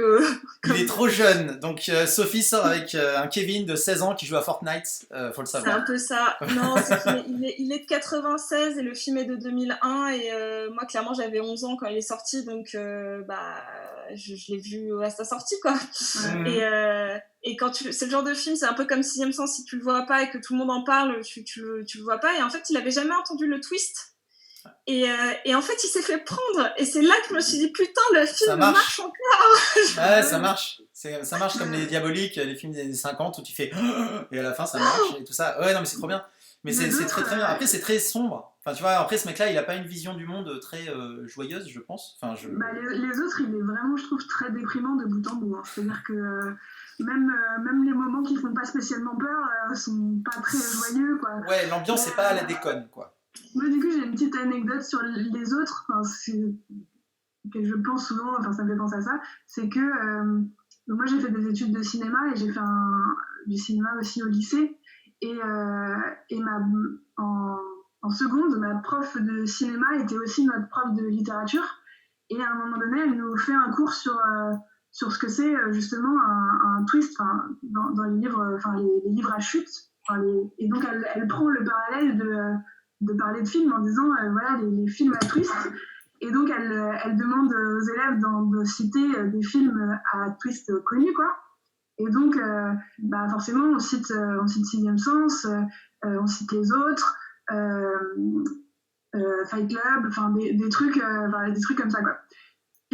Et heureusement que j'avais déjà une bonne culture cinématographique et que tous les films qu'on a cités je les avais vus, parce que là elle s'est mise un par un à révéler le twist de tous les films. Et là, vraiment, il y a tous les gens dans la classe qui étaient là, genre, mais elle est complètement cool. En même temps, elle peut pas vous faire le cours s'il n'y a pas le... Je comprends. J'approuve pas, mais je comprends. Mais autant, du coup, la plupart des gens avaient vu Fight Club et avaient vu Sixième Sens ou des trucs comme ça, mais par exemple, les autres, je pense que j'étais la seule de la classe à l'avoir vu. Et du coup, ça a un peu dégoûté tous ceux qui voulaient le voir, quoi. Oui, mais regardez Fight Club, même si vous avez pas vu, même si vous connaissez la fin, voilà. Non, mais même les autres, ça gâche. Oui, non, mais bien sûr, c'est juste mon Fincher d'amour, c'est tout. Je défends débilement, on est d'accord. Mais Thésis, ouais, c'est cool. Et pour revenir sur le snuff movie, culture générale VHS années 80, faut savoir qu'il y a une mode et qui a jamais trop, qui a explosé dans les années 2000, fin 2000 avec Saw et tous les torture porn qui sont arrivés. Mais ça vient des années 80 où effectivement il y a eu un gros business. Alors là, je parle de faux snuff movie. Je parle pas de vrai. Qui a été, il y a vraiment un business ouf qui a été fait. Ça vient du Japon. Ça s'appelait Guena Pig et qui était, c'est 81, je crois le premier. Où les mecs, juste, c'est 41 minutes d'une nana qui se fait éclater la tête et qui meurt à la fin. C'est très mal fait. On n'y croit pas une seconde. Mais c'est les premiers films qui ont lancé la légende après Cannibal Holocaust. Où les mecs dans les labos de dupli de VHS ont appelé la police parce qu'ils croyaient qu'ils dupliquaient des vrais meurtres, tout ça. Et cette série, il y en a 6 ou 7 qui ont été faits sur 10 ans, qui ont été sortis chez MK2, si je ne m'abuse, en DVD, genre anthologie de ouf. Il y a eu un remake fait par les Américains, Et en fait, si vous fouillez un tout petit peu, il y a toute une catégorie du cinoche qui est même pas de l'exploitation, et c'est juste des gens qui se font défoncer. Et il n'y a pas d'histoire, et c'est quelque chose qui m'a toujours intrigué. Et j'ai eu ma phase où j'ai regardé beaucoup de ces films-là pour essayer de comprendre. Et les Japonais sont assez dingues parce qu'ils sont ultra ingénieux. Des fois, ça arrive même à être poétique. Les mecs, ils se sont dit, ouais, on va faire un film, on découpe un mec en 5, mais on va faire de la poésie, et ça marche presque. Voilà, mais généralement... Ah, mais presque, voilà. Mais il y a un rapport au corps qui est assez intéressant, quand on est, pour reprendre sur le côté thèse. Je pense qu'il y aurait quelque chose à faire sur ce cinéma-là, sur la dégradation de la chair et du corps, parce qu'il y a une espèce de fascination pour aller voir ce qu'il y a à l'intérieur déjà. C'est vraiment une fascination, j'ai l'impression. Il faut qu'on ouvre, et il faut qu'on étale partout et qu'on voit tout. Et voilà, donc c'est pas pour tout le monde, on est d'accord.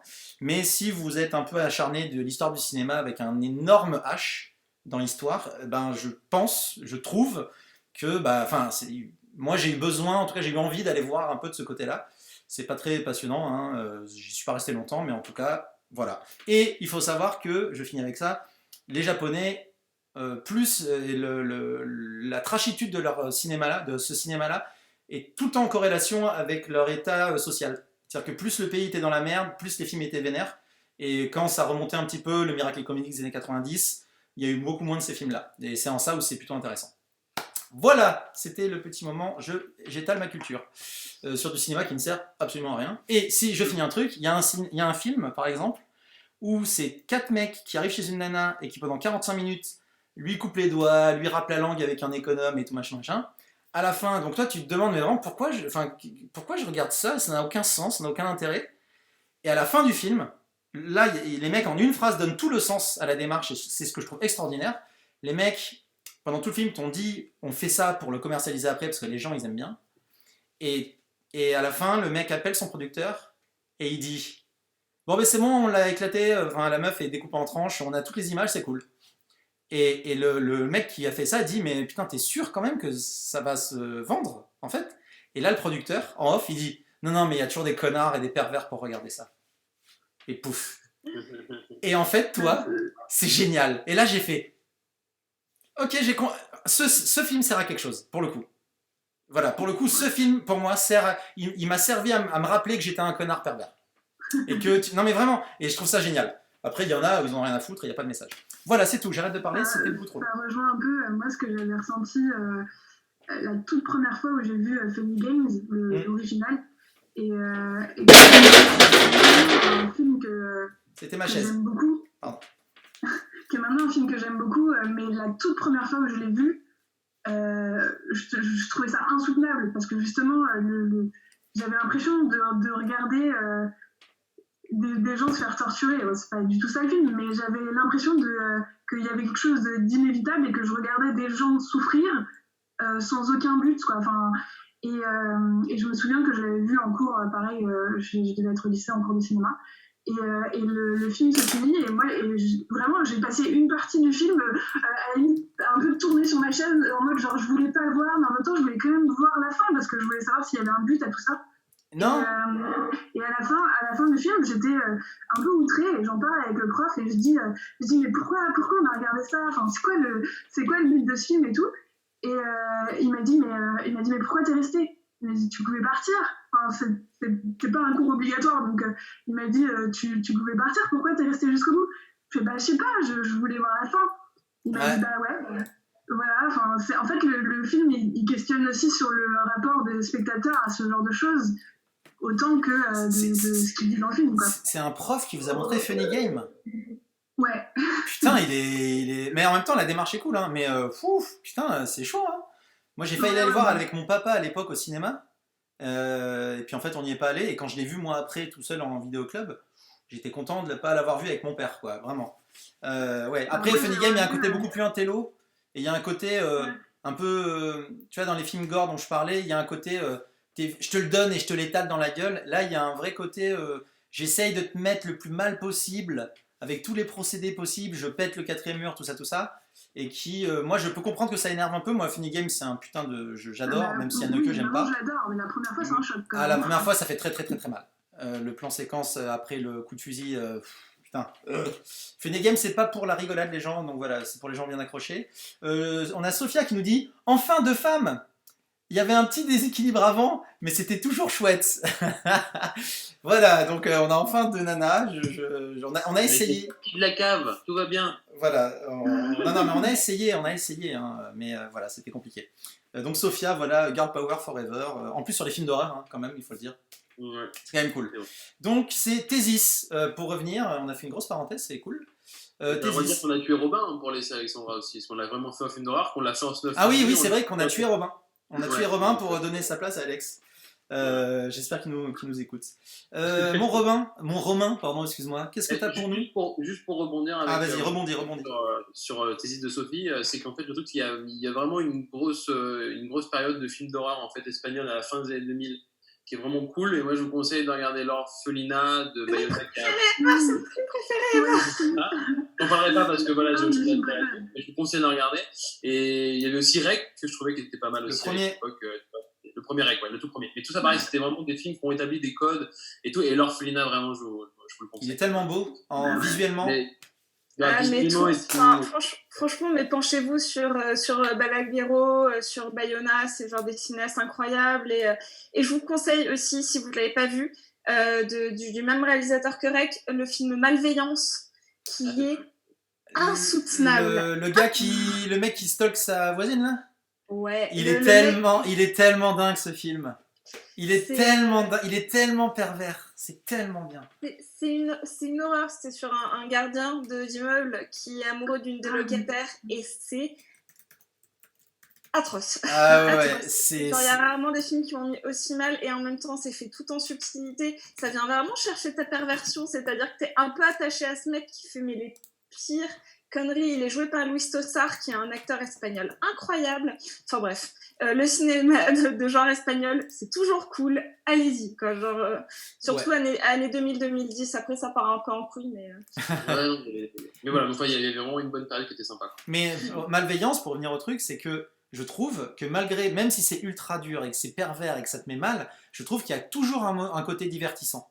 Comparé à Funny Game, qui lui te dit non, tu vas en chier ta race pendant tout le film et à aucun moment ça va être agréable.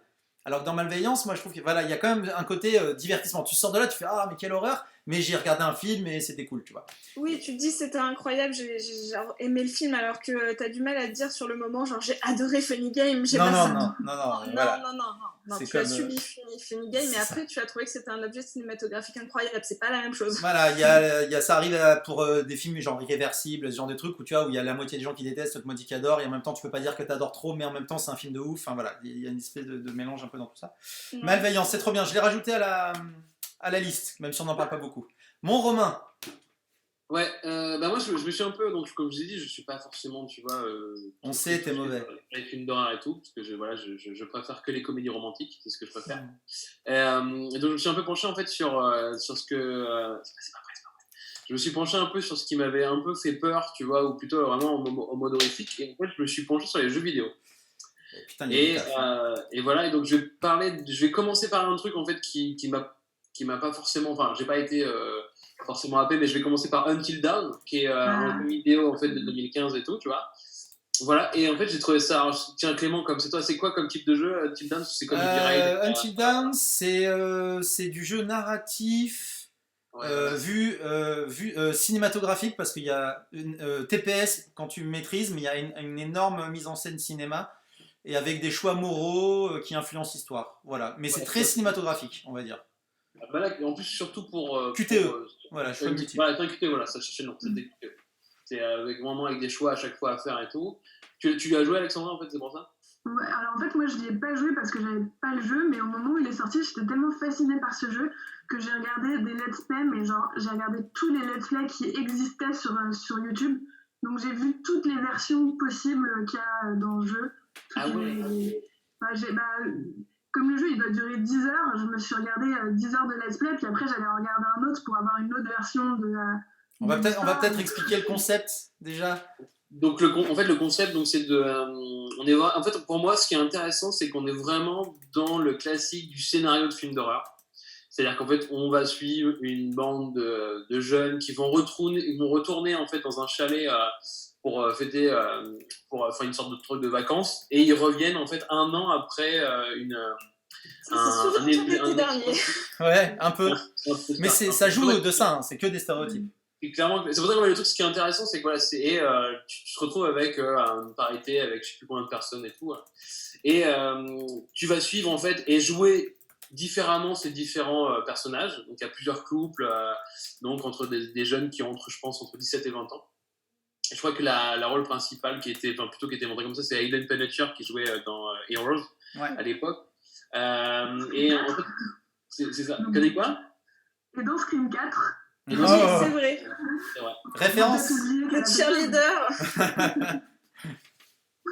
Et en fait, le but, ça va être de jouer au fur et à mesure en fait ces différents personnages et d'avancer et de voir qu'en fait il y a un problème, c'est qu'en fait déjà il n'y a jamais d'électricité dans ce chalet et qu'ils vont se rendre compte qu'en fait il y aura des problèmes de disparition qui vont disparaître et tout, et voir qu'en fait il y a le village en fait auquel ils appartiennent, parce qu'en fait c'est un chalet qui est vraiment dans la montagne et hanté par des fantômes qui appartiennent à des Indiens, en fait il y a une sorte de malédiction qui a été créée. Et le but, sur ces 10 heures, on va jouer en fait à un film d'horreur de 10 heures. Et le but, je crois que le but, moi je n'ai pas forcément réussi, mais le but en fait c'est que tout le monde soit vivant à la fin. Ouais, enfin tu peux en tout cas sauver tout le monde. Tu peux sauver tout le monde, et après, voilà, moi j'ai pas sauvé tout le monde, je crois qu'à la fin il y en avait 6 sur 10, je crois un truc comme ça, ou pas. C'est déjà pas mal, c'est une bonne moyenne.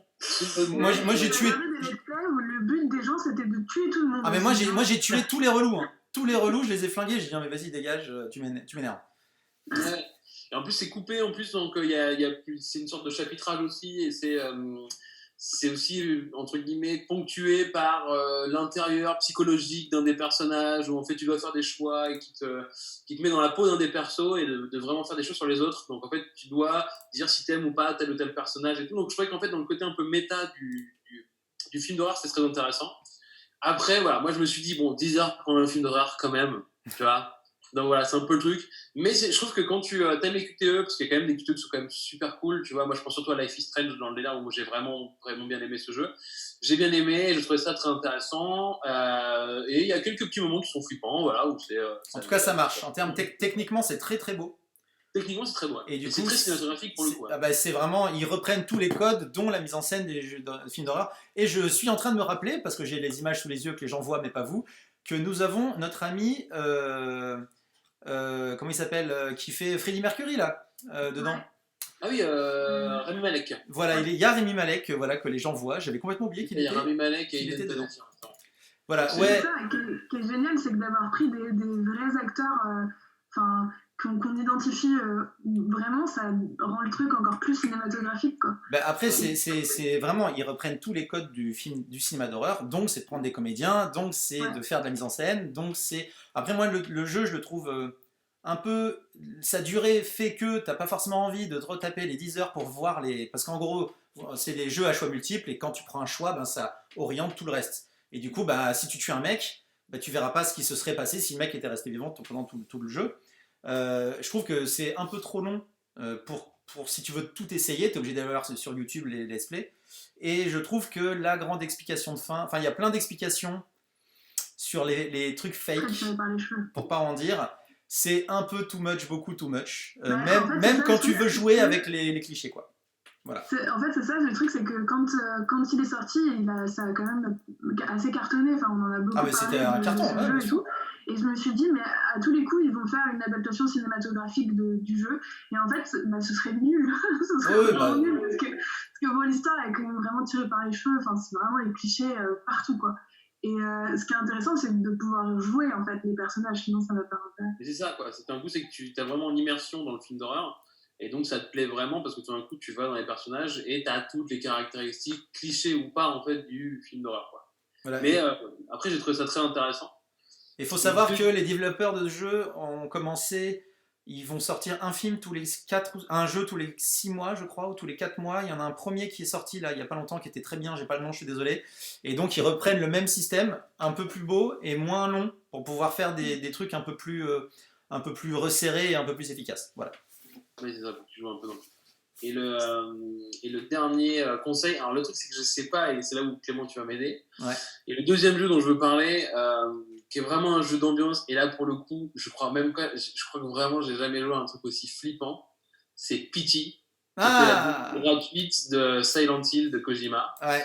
Et en fait, un truc est arrivé sur... Enfin, moi, je sais plus, ça déterrait sur plusieurs plateformes et tout. C'est sur PS4 en premier, ouais. Ouais, c'est sur PS4 en premier. C'est un jeu, en fait, dans lequel t'étais dans un couloir et à chaque fois que tu repassais la porte, t'étais dans le même couloir. Sauf qu'au début, ça commence tranquille. Et en fait, à chaque fois que tu rentres dans le couloir, bah, tu as des éléments supplémentaires et tu as du flip et tout ça et tout, jusqu'à devenir vraiment avec des personnages qui rêvent et tout. Et c'est ultra flippant, vraiment. Là, pour le coup, tu te dis, mais en fait, tu rentres dans un couloir que tu connais. Donc tu te dis, bah, en fait, j'ai déjà vu le truc, il y a des patterns en fait, qui vont se mettre en place et tout. Et en fait, à chaque fois, c'est quand même assez surprenant. Et c'est une démo, donc en plus, le truc, c'est que le jeu, c'est vraiment une démo. Et elle a été enlevée, en fait, parce que le jeu Silent Hill n'a jamais été fait, en fait, je crois. Et voilà, donc ils ont juste fait la démo et c'est un peu une sorte c'est un peu marrant parce que c'est un truc de collectionneur de jeux vidéo. Alors c'est très rare, en fait, de collectionner des choses numériques parce qu'en fait, il n'y a jamais eu de version physique qui est sortie. Donc il y a toute une histoire en plus qui va avec le truc. Mais bon, je vous le conseille si vous avez l'occasion au moins de regarder. C'est très très flippant. Pour le coup, là, je sais pas ce que tu en penses, Clément, mais... Ah ouais, non, mais c'est ultra efficace et en fait, c'est arrivé... En fait, il y a en jeu vidéo d'horreur, on a été inondé il y a quelques années par les FPS, dans les jeux où on est au point de vue du joueur, où on se balade dans des endroits super sombres et il y a des screamers qui arrivent et oh là là, mon Dieu, ça fait peur. Et là, c'est Hideo Kojima, quand même, monsieur Hideo Kojima qui a fait Metal Gear Solid et tout ça, qui s'est mis en tête de refaire Silent Hill. Et là, c'est une démo technique pour dire, regardez en gros à quoi ça va ressembler. Et le mec prend les règles de tous ces films, ces jeux screamers il en pleuvait, hein, vraiment, et c'était généralement pas terrible. Et lui a réussi avec un truc super simple d'accumulation avec ses tours dans ce couloir à en faire un truc de ouf. Voilà. Et effectivement, il y a eu du bisbille avec Konami. Konami a dit on arrête cette démo. Et pour le coup, il y a des gens qui ont la démo sur la PlayStation, et ben ça double le prix de leur PlayStation. S'ils veulent la revendre à quelqu'un, la Play, le tarif, c'est x2. Parce qu'il y a le jeu dedans. Voilà, donc c'est assez drôle. Ouais. Mais Pity, oui, c'est drôle. Après, je pense que apparemment Silent Hill, ça va être relancé, donc il y a moyen qu'ils le relancent. Et sinon, il y a des gars qui ont refait le jeu eux-mêmes en le développant tout seuls. Ils ont refait exactement le même boucle. Donc si vous fouillez un peu sur Internet, il y aura moyen de le trouver. Mais ouais. C'est vraiment très très très très bien. Pity, PT, hein. C'est vraiment P.T. Voilà, je vais le mettre juste comme ça je vais le mettre jeu vidéo quand même, parce que les gens ne vont pas comprendre sinon. Mais ouais, c'est une bonne reco. Et c'est en fait pour les étudiants en narration, en cinéma, en jeu vidéo, pour apprendre à comment on gère un récit et comment est-ce qu'avec des petites touches on fait monter la pression, c'est absolument parfait. Voilà, c'est le flip par la modération et c'est très très très très très bien. Ouais, puis par l'ambiance, il y a tout le truc, il y a une baisse d'ambiance lumineuse, il y a une augmentation d'ambiance sonore, il y a des objets en fait qui apparaissent, qui disparaissent, avec des éléments. Parce qu'en fait, il y a très peu de personnages en plus, il y a même rien quoi. Bah, il y a rien. C'est vraiment de faire flipper sur que dalle. Et comme t'es dans l'immersion pour le coup, en fait, comme il y a aussi, je crois que Until Dawn, ils ont fait une version en réalité virtuelle qui était moins bien, mais ils ont fait une version VR. Je pense que c'est là où en fait dans le film d'horreur il y a moyen de trouver aussi des nouveaux flips et d'être vraiment immergé en fait là-dedans quoi. D'accord, bah écoute, c'est bien, non mais c'est bien qu'on amène un peu de jeu, enfin un peu, c'est bien. On amène un peu de jeu vidéo, c'est bien. Voilà, ça change un peu. Mais c'est surtout pour montrer aussi que le jeu vidéo c'est aussi de la narration et que il y a, voilà, je pensais plus là aux sensations que devait faire le film d'horreur que de regarder un film d'horreur en fait en soi quoi. Bah, bien sûr, mais le jeu d'horreur, moi je me souviendrai toujours des Resident Evil sur PlayStation, où je pense que c'est le jeu où j'ai le plus de fois balancé ma manette, mais de peur en fait, de vraiment, d'un seul coup, le son devient flippant, ça me fait stresser, et du coup je balance ma manette sur l'écran parce que j'ai envie que ça s'arrête tellement j'ai peur. Bah, en jeu vidéo, il y a le fait que tu as le niveau en plus, enfin, y a le truc en plus par rapport au cinéma, c'est l'interactivité, et du coup bah, t'es un tout petit peu plus dedans. Et c'est le petit machin qui fait que ça peut faire beaucoup plus peur qu'un film. Mais voilà, après c'est assez inégal là-dessus en termes de réception. Mais en tout cas, en jeu vidéo, en horreur, vous avez des foutritudes de trucs, beaucoup pas bien, beaucoup très bien. Donc n'hésitez pas à fouiller. Et en réalité virtuelle, moi j'ai fait Resident Evil 7 avec le casque. Putain, t'as beau savoir, la définition a beau être dégueulasse, putain, c'est quand même dingue. Quand t'as les cafards qui t'arrivent dans la face là.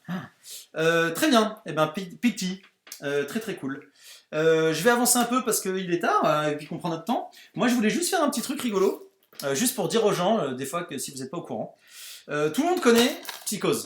Il est encore sous blister parce que j'en ai 4 exemplaires et celui-là on me l'a offert et du coup je l'ai même pas. Aucune idée de ce que c'est, jamais. Voilà, Psychose, classique des classiques, ça défonce.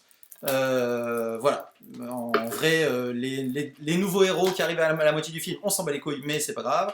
Le vrai héros, c'est Norman Bates, le fiston, c'est vraiment mortelissime. Psychose, on connaît tous. Mais il y a un truc qui est rigolo, c'est que Psychose a plein de suites. Tu vas parler de Psychose 2, tu vas parler de Psychose 2. Alors, je te parle pas de Psychose 2. Je te parle pas de Psychose 3. Je te parle de Psychose 2, 3 et 4, ma cocotte. Là, il y a du dossier de ouf. Et en fait, Psychose, c'est assez drôle parce que Psychose, c'est comme les Dents de la Mer. Le premier, c'est un chef-d'œuvre. Le 2, ça défonce. Psychose 2, ça défonce vraiment. Oui, vraiment. C'est une putain de surprise. Tu regardes ça, tu fais mais c'est vachement bien en fait. Vraiment. Le 3, c'est un peu ripou, mais ça va, c'est maladroit. Et le 4, c'est de la daube. Voilà. Même si, en vrai, c'est pas tant de la daube que ça. Donc, vous avez Psychose 2, ici présent, qui sort, je sais pas combien de temps. Il est sorti en quoi? C'est 92, un truc comme ça. Et c'est étonnamment très bien. Ça se tient, l'histoire marche. Il y a un vrai putain de twist de ouf à la fin.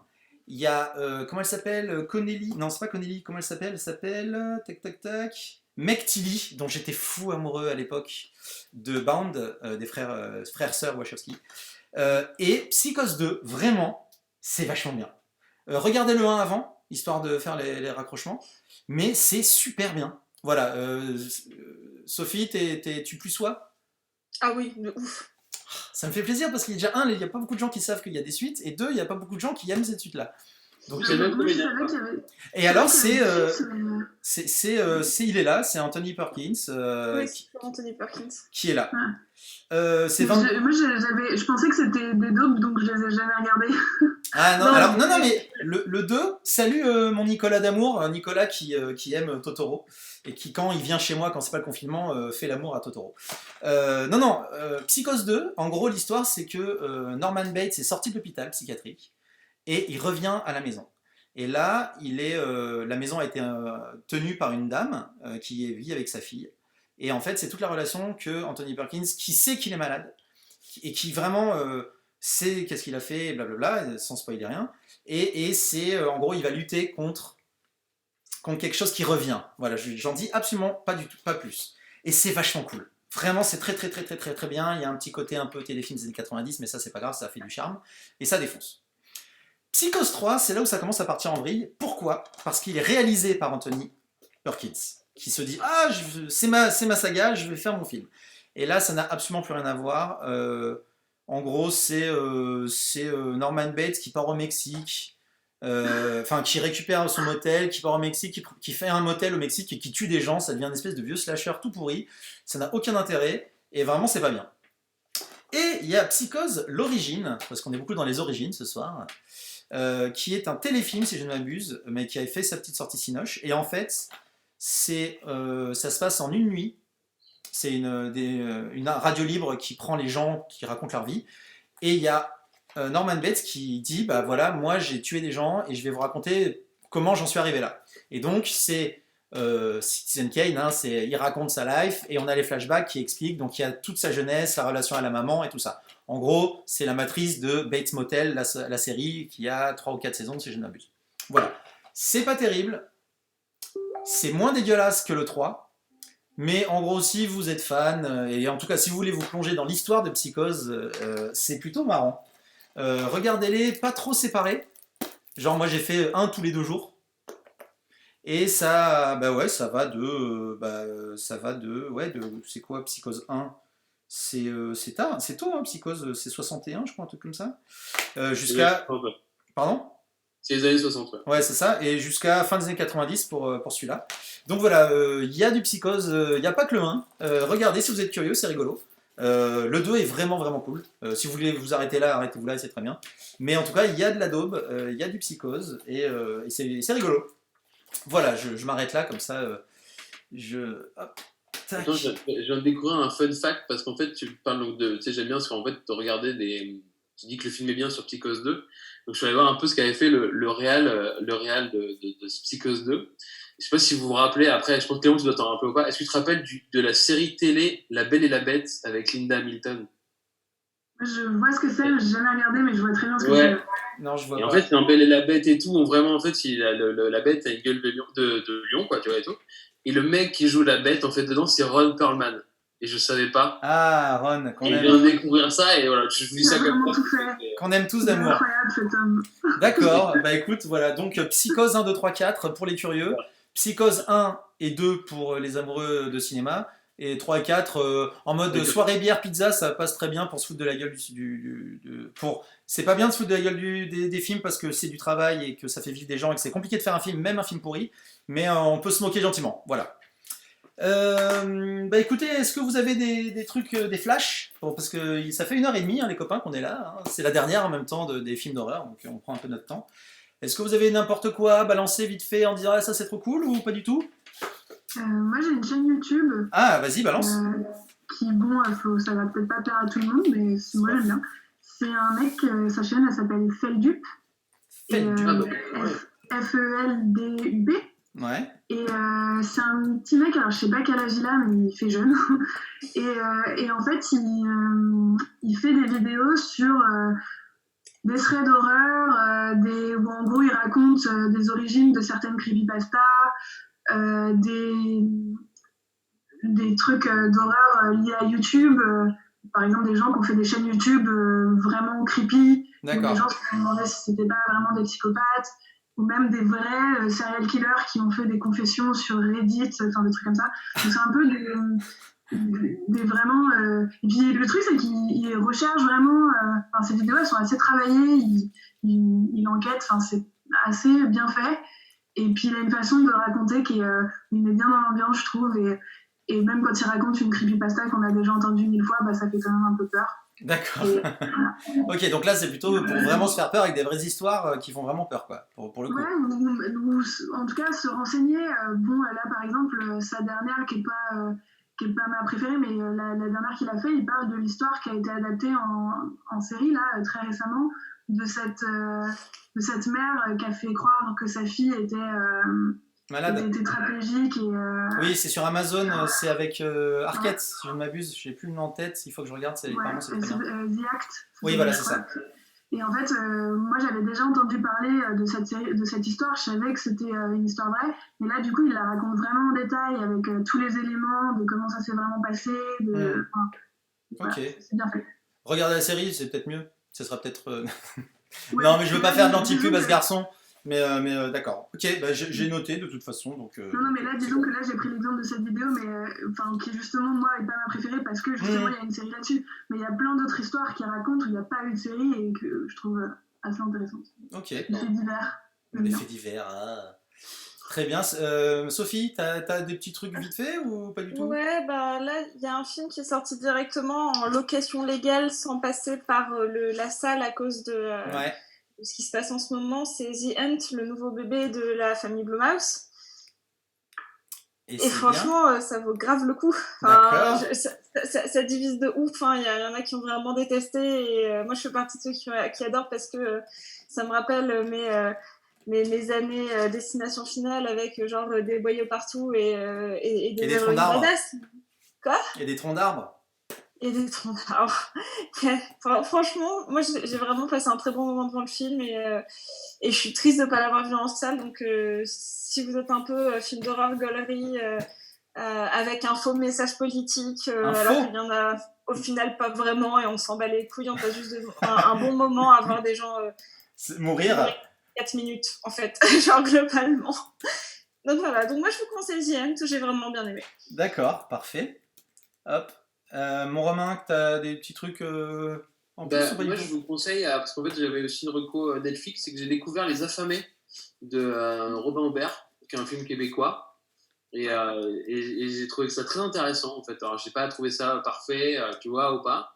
Mais tu vois, où ça s'éloigne du film d'horreur en mélangeant un peu avec le film d'auteur. Parce que pour moi, c'est vraiment un film d'auteur d'horreur.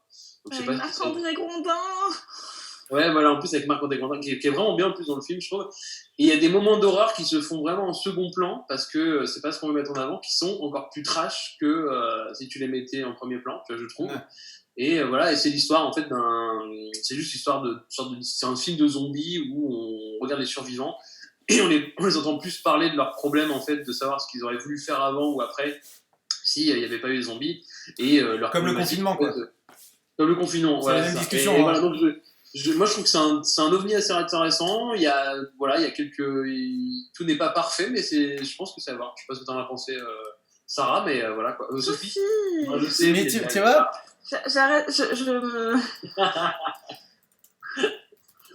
Donc Sophie, qu'est-ce que tu en as pensé, parce que moi, j'arrive pas à savoir si vraiment Moi, j'ai beaucoup d'affection, mais après, il y a un truc où, j'ai vécu au Québec et le milieu du cinéma québécois est tout petit, donc c'est vrai que je suis le film depuis très longtemps, avant qu'il sorte, par des amis interposés.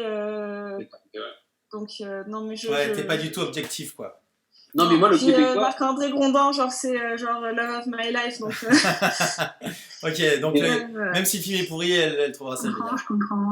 Voilà. Non, mais en plus, je trouve c'est que je trouve qu'en plus, le Québécois est une plus-value quand t'es français de voir ce film, tu vois, clairement. Je sais pas, moi, mais bon, bref. Ok, comment tu dis, voilà. The Hunt moi, The Hunt, c'est les affamés. Ok, les affamés, et toi, c'était The Hunt. Oui, voilà, The Hunt, c'est celui-là, pardon, excusez-moi. Hunt, comme la chasse. La chasse. D'accord, ok. Voilà. Pas confondre avec le film suédois qui est super bien. Hollandais, non. Suédois. Non, c'est suédois, c'est un film de Thomas machin. Ouais. Ok, et moi, très vite fait, si vous voulez voir un film vraiment cool de James Gunn, il y a Slicer Horribilis qui est mortel et qui est très drôle, et qui est une super série B complètement ouf. C'est de la comédie d'horreur complètement abusée et c'est génial. Et tu te dis que ce mec-là a fait Les Gardiens de la Galaxie derrière. Et qu'avant il était chez Trauma à faire Troméo et Juliette, c'était complètement ouf. Vous avez The Girl Next Door qui est ultra dur, ultra triste et qui est tiré d'un fait réel et qui est d'une tristesse absolue et ça défonce. Mais bon, c'est pas pour tout le monde ça, mais ça c'est vraiment très bien.